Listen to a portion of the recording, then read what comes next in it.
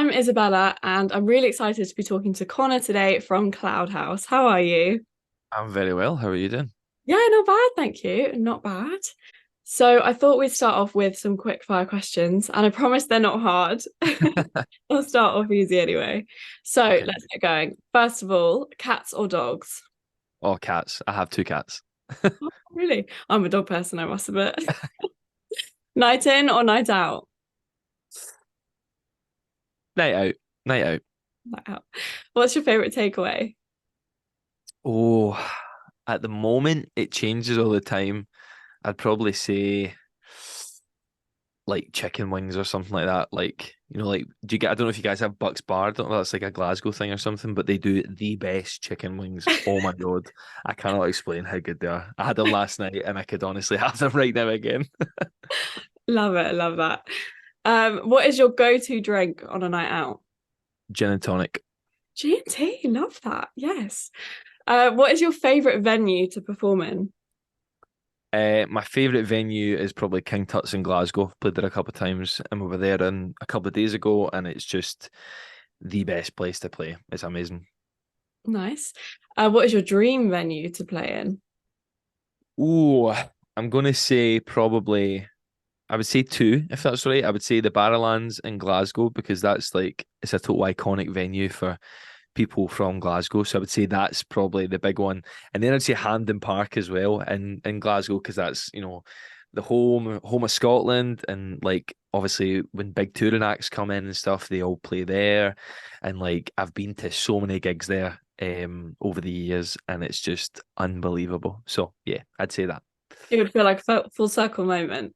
Oh, it would be unbelievable. And I know some people that have played it, like who've just went from like, straight to the top. It's insane, man.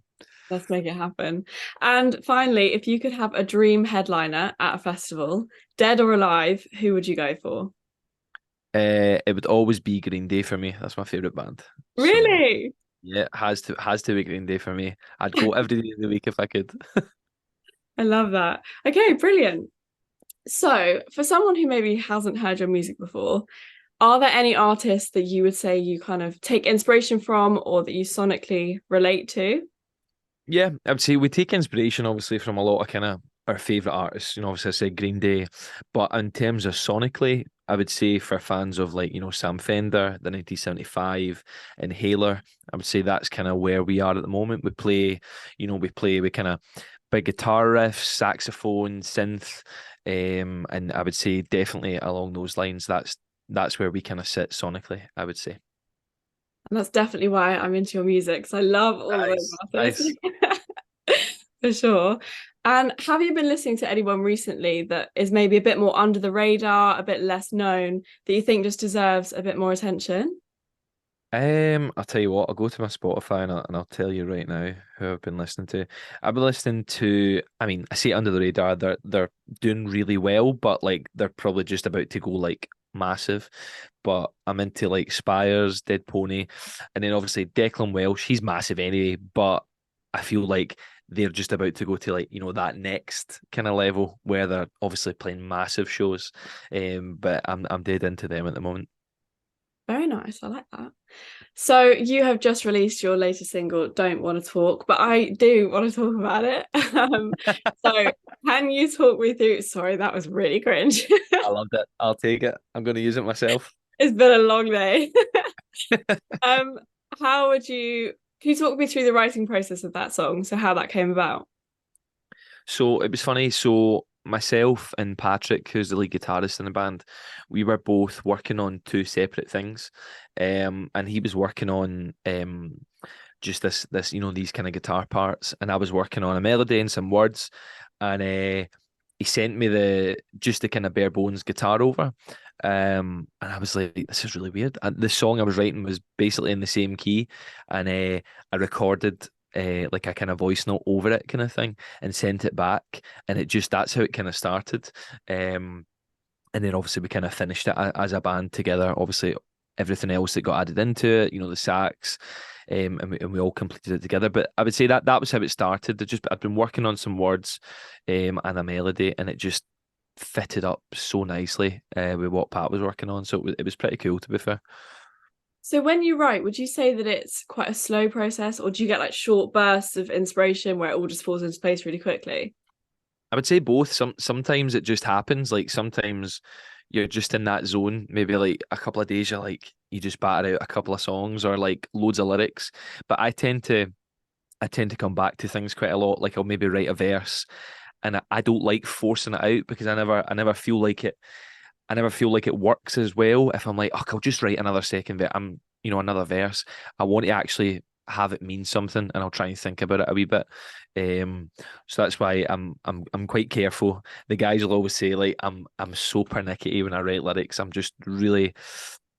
I like them to be personal, if you know what I mean. I don't want them just to be like, let's just finish this for the sake of finishing a song today. Do you know what I mean? I'll say, I'll just take my time and we'll get to it when it happens. So, but no, there's a bit of both in there, but I would say that's how I kind of like to do it.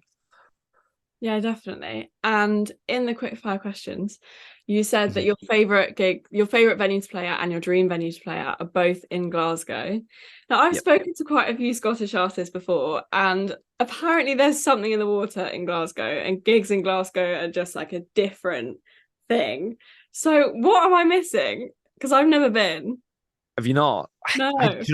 It's funny because, going to gigs over the years, like any gig, whether it be Green Day, 1975, something or whatever, like they've always got this look in their face, like when they see the way the audience react, they're all just like, "Yous are mental, like yous are actually crazy." Um, I don't know. I think we just love music. I think music just means so much to us, and obviously there's a big like going out, night out culture, and I think just having that with your pals, and your family in Scotland is just a massive thing. I think people just love it so much, and it's the same for our gigs. Like it blows us away. Like when you see the reaction, like on Friday night there, like nearly 300 people bouncing in this, tiny wee room. It's mental. There is definitely something in the water in Scotland. It's definitely the most like amazing crowds you can imagine. It's just something about it. I've got to get up there. I've You got to need see to, you need to, no matter who it is, just come up and see. Like even if it's like one of the festivals or um, like I remember that we were at Transmit, the festival in the summer there, and I think it was for Sam Fender for like 17 going under, the kind of whoa bit at the end. The song had finished, and I'm not kidding, it was like a full minute or 2 minutes of people just doing the whole whoa, and he was just standing there just like, and he kept insane. doing it, and it got to the point where I was like, right, right, actually, we need to move on now. Like we just kept going. It was mad, but no, there's definitely something happening up here, man. I love it. Yeah, no, I've got to try it out, see what all the fuss is about for You need to. sure. You need to. So you've also recently released your track Still Here.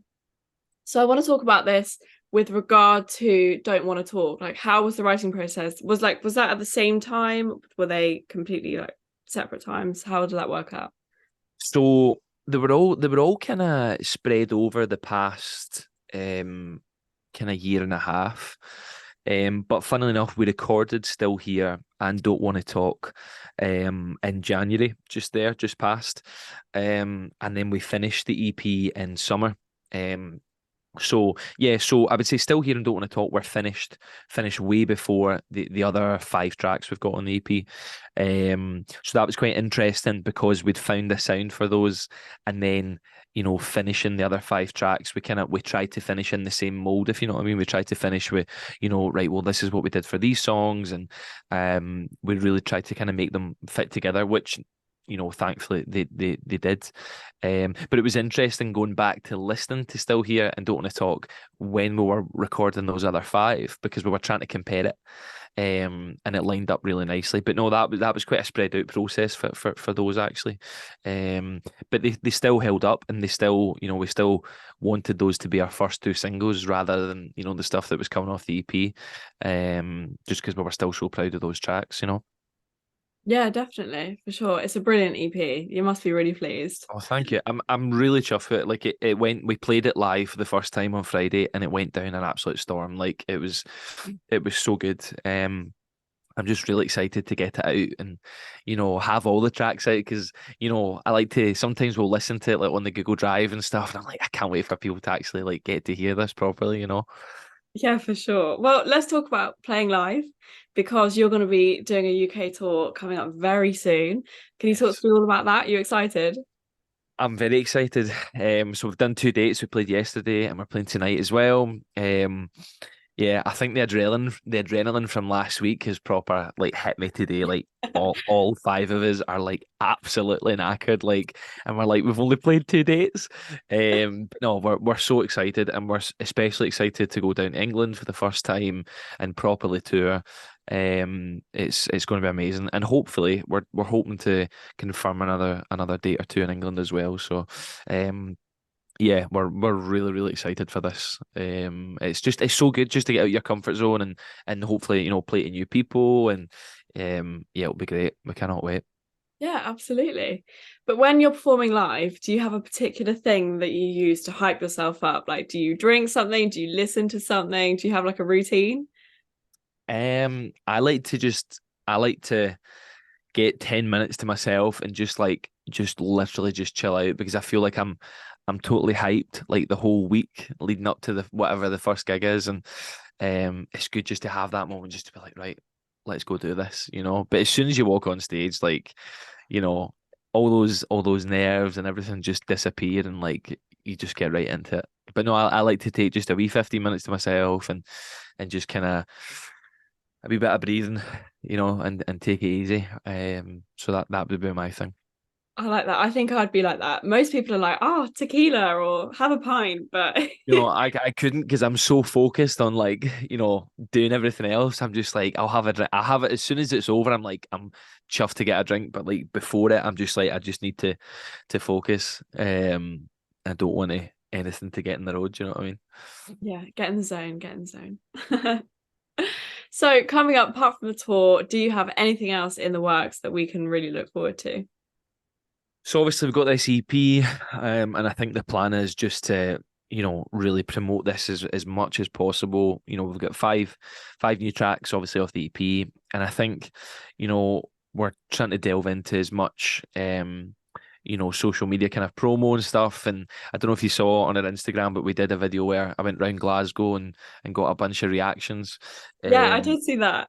it was mad, like it was so good. So I think like I'm gonna do that for the whole EP, and come up with some similar things like that. But that one did amazing, and it was the first time I did that, so it was a really good learning curve because I had actually we had so many more reactions, but the audio didn't work on like quite a few of them, and I was Oh, so gutted, yeah. um, because I used like a wee mic, but I didn't. Sometimes I forgot to like turn it on, so like it was like a good learning experience, and I want to do that again and do it better, and so I think that's the plan. Just get some good content and try and get as much as the public involved as I can, and just try and get the music out to as many people that can hear it. I would say that's the plan. But yeah, but I think as soon as the EP comes out, we'll probably start writing again. I've got another couple of songs that we've got in mind. But I think we're all looking forward to a wee break from that for a wee while and just focusing on these. But so that was the plan for a wee while. Exciting. Lots in the works. Lots to look For forward sure. to. All right. Well, thank you so much for talking to me today and good Thank you luck for for the having gig me. tonight and the rest of the Thank tour. you. Amazing. Thank you so much. This was great.